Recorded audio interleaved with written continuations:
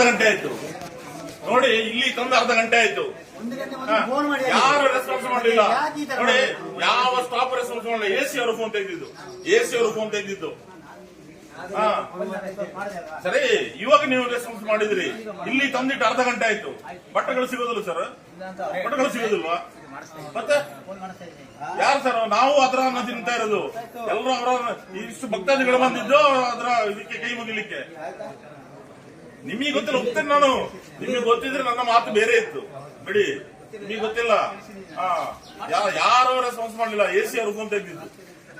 ಮಾಡ್ಬೇಕು, ಇಲ್ಲಿ ತಂದಿಟ್ಟು ಅರ್ಧ ಗಂಟೆ ಆಯ್ತು ಸರ್. ಮತ್ತೆ ಒಂದು ಗಂಟೆ ಅಲ್ಲಿ ರೋಡ್ ಏನಾಗ್ಲಿ, ಅಕಸ್ಮಾತ್ ಗಾಡಿ ಅಡಿಗೆ ಬಿದ್ದಿದೆ, ಅವನು ಹೋಗಿದ್ದಾನೆ. ಹೇಳಿದ್ಮೇಲೆ ದೇವ್ರು ನಮ್ದೇ ತಾನೇ ಅದು, ಹೌದಾ?